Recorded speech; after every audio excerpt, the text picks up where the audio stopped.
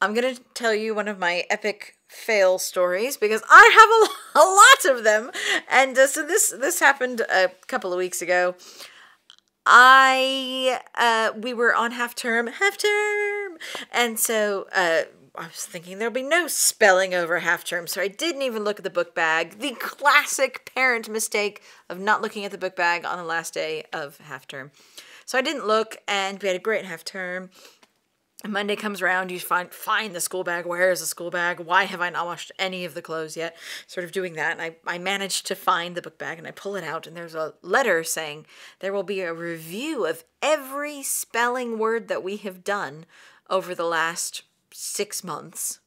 And happening on Monday. And I was like, no! Because my kid doesn't do spellings naturally. It's something he works very hard on. And so we pulled it out and he all of a sudden remembered. He was like, oh no. And I was like, oh no. We looked at each other and he looked scared. And I thought, oh, how can I help this kid? And when we parent for confidence, the whole purpose of parenting for confidence isn't to protect our kid from all this stuff, but it's to help them be confident through it. And so I thought, okay, how can I help my kid feel confident in the midst of this utter and complete mum failure? Because in the end, bud, I looked him right in the face and I said, okay, you're going to go in and you're going to take a test that you didn't prepare for. How do you feel about that? And he said, very, very worried. And I'm like, okay, yes, I understand. You're just going to have to go in and take that test, bud.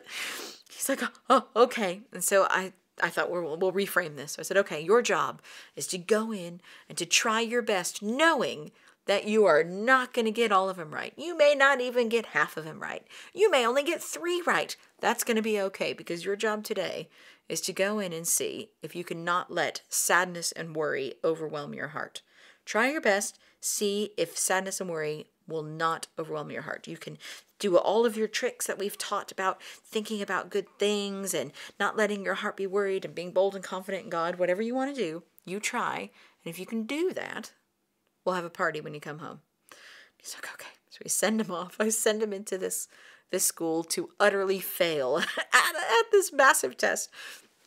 And I went and got some balloons and I got a cupcake, and he came out and he goes, I did it. I said, how did you do? What was going on in your heart?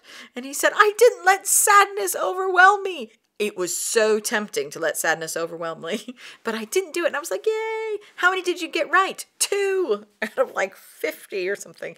And it was like, that's okay. You didn't let sadness overwhelm you. And we came home, we had a party.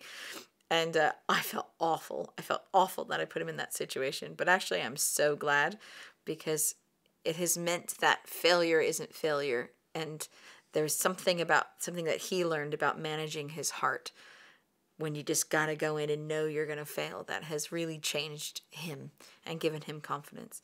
And so even in our massive parenting fails where we send our kids out on a limb by accident, there's something we can always be framing for them to build their character, to be the godly people that they're called to be, and not feel too guilty. Well, we feel guilty, but, at least we rescued it.